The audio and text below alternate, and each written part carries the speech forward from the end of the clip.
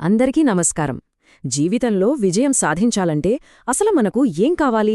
చాలాసార్లు మనం టాలెంట్ గురించో స్కిల్స్ గురించో ఆలోచిస్తాం.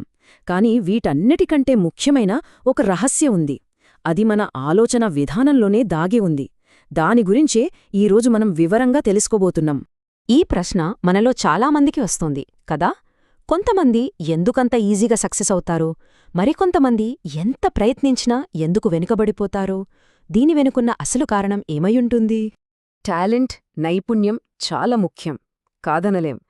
కాని అవే అన్నీ అయితే ప్రపంచంలో ఎంతోమంది ప్రతిభావంతులు కూడా ఎందుకు విజయం సాధించలేకపోతున్నారు? బహుశా మనమేదో ఒక ముఖ్యమైన విషయాన్ని పట్టించుకోవట్లేదేమో. అవును, మన యాటిట్యూడ్. అదే మనల్ని గెలిపించేది లేదా ఓడించేది. ఈ శక్తివంతమైన ఆయుధాన్ని మనం ఎలా వాడుకోవాలో ఇప్పుడు చూద్దాం. అసలు ఈ సానుకూల వైఖరి అంటే ఏంటి? అంటే ఊరికే బీ పాజిటివ్ అని చెప్పుకోవడమేనా? లేదంటే దాని వెనుక మనకు తెలియని శక్తి ఏమైనా దాగి ఉందా? వైఖరి అనేది ఏదో గాల్లోంచి వచ్చిన మాట కాదు. అది మన మైండ్ సెట్.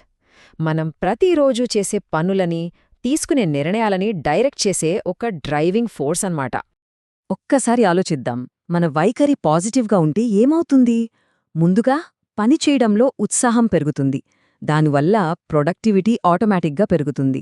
టీంతో కలిసి పనిచేయడం ఈజీ అవుతుంది. మంచి సంబంధాలు ఏర్పడతాయి. ఇవన్నీ ఒకదానికొకటి లింక్ అయ్యుంటాయి. ఒకటి బాగుంటే మిగతావన్నీ అవే బాగుపడతాయి. థామస్ ఎడిసన్ కథ మనందరికీ తెలుసు. కాని ఈ నంబర్ చూడండి, 10,000. అన్నిసార్లు ఫెయిలైనా ఆయన వెనక్కి తగ్గలేదు. అంటే ఆయన ప్రతి ఓటమిని ఒక స్టెప్పింగ్ స్టోన్గా చూశారు తప్ప ఒక ఫుల్ స్టాప్గా చూడలేదు. ఎడిసన్ ఎంత అద్భుతంగా చెప్పారో చూడండి. విజయం అంటే ఫెయిల్యూర్స్ లేకుండా ఉండటం కాదు. ఒక ఫెయిల్యూర్ నుంచి ఇంకో ఫెయిల్యూర్కి వెళ్తున్నప్పుడు కూడా అదే ఉత్సాహాన్ని, అదే జోష్ని మెయింటైన్ చేయడమే అసలైన విజయం. వినడానికి ఇదంతా బానే ఉంది. కాని దీన్ని ప్రాక్టికల్గా ఎలా అప్లై చేయాలి? ఇప్పుడు మనం సక్సెస్ అవ్వడానికి కావాల్సిన 4 ముఖ్యమైన స్టెప్స్ గురించి మాట్లాడుకుందాం. మొట్టమొదట మనకొక విజన్, ఒక స్పష్టమైన లక్ష్యం ఉండాలి. ఎక్కడికి వెళ్తున్నామో తెలియాలి కదా. తర్వాత ఊరికే కూచోకుండా చొరవ తీసుకోవాలి, ప్రోయాక్టివ్గా ఉండాలి. ఇక మధ్యలో అడ్డంకులొస్తే అప్పుడే కావాలి పట్టుదల. చివరగా కొన్నిసార్లు ధైర్యం చేసి రిస్క్ కూడా తీసుకోవాలి. ఈ 4 కలిస్తేనే సక్సెస్కి దారి దొరుకుతుంది. బిల్ గేట్స్ని చూడండే. ఆయన కేవలం ఒక గొప్ప ప్రోగ్రామర్ మాత్రమే కాదు. ఆయనకొక విజన్ ఉంది. భవిష్యత్తులో కంప్యూటర్లు ఎలా ప్రపంచాన్ని మారుస్తాయో ఆయన ముందే ఊహించారు. అవకాశాల కోసం ఎదురుచూడలేదు. ఆయనే అవకాశాలని సృష్టించుకున్నారు. ఇది కదా అసలైన ప్రోయాక్టివ్ స్పిరిట్ అంటే. సంకల్పం, పట్టుదల, ఇవి రెండూ మన జర్నీలో వచ్చే తుఫానుల్ని తట్టుకునే ఒక పెద్ద షిప్ లాంటివి. ఎన్ని పెద్ద అలలొచ్చినా సరే మనల్ని ముందుకు తీసుకెళ్లేది అవ్వే. అందుకే నిజమైన విన్నర్స్ ఎప్పుడూ గివప్ చెయ్యరు. పాజిటివ్ యాటిట్యూడ్ గురించి ఇంత మాట్లాడుకున్నాం కదా. మరి దీనికి అతిపెద్ద శత్రువెవరు? అది బయట ఎక్కడా లేదు, మనలోనే ఉంది. అదే నెగటివ్ మైండ్ సెట్. ఈ నెగటివ్ మైండ్ సెట్ అనేది ఒక స్లో పాయిజన్ లాంటిది.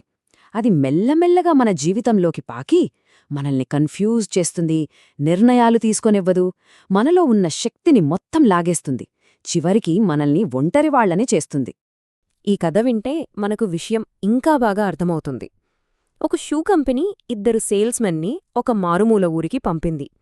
మొదటివాడు అక్కడికి వెళ్లగానే ఫోన్ చేసి, బాస్, ఇక్కడ మన బిజినెస్ అవ్వదు, ఎవ్వరూ చెప్పులు వేసుకోరు అని నీరసంగా చెప్పాడు. కాని రెండోవాడు, అతను ఎంతో ఉత్సాహంగా ఫోన్ చేసి, బాస్, ఇదొక బంగారుగని, వెంటనే స్టాక్ పంపించండి, ఇక్కడ ఎవ్వరి దగ్గర చెప్పులు లేవు అన్నాడు.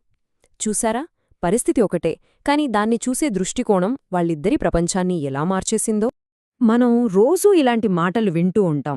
కొన్నిసార్లు మనమే అంటుంటాం, అది నా పని కాదు, రూల్స్ ఫాలో అవ్వాలి. ఈ మాటలు వినడానికి చిన్నవిగా అనిపించొచ్చు, కాని నిజానికి ఇవి మన ఆలోచనలకి మనమే వేసుకునే బేడీలు, మనల్ని ముందుకు కదలనివ్వకుండా ఆపే పెద్ద పెద్ద గోడలు. ఈ బయటకి అనే మాటల కన్నా ప్రమాదకరమైనవి ఏంటో తెలుసా? మనకు మనం లోపల చెప్పుకునే మాటలు. అబ్బే, ఇదంతా అవ్వదు, నాకంత అదృష్టం లేదు అని మనకు మనమే చెప్పుకున్నప్పుడు ఇక మనం యుద్ధం మొదలుపెట్టక ముందే ఓడిపోయినట్టు, మన శక్తిని మనమే పీల్చేస్తున్నట్టు. కాబట్టి చివరిగా ఒక్కటే ప్రశ్న, మన ఆలోచనలే మన భవిష్యత్తుకు పునాది. మరి మనం కట్టుకుంటున్న ఈ భవనానికి పునాది బలంగా, పాజిటివ్గా ఉండాలా, లేక బలహీనంగా, నెగటివ్గా ఉండాలా? ఈ నిర్ణయం పూర్తిగా మన చేతుల్లోనే ఉంది. ఇది ఆలోచించాల్సిన విషయం కదూ.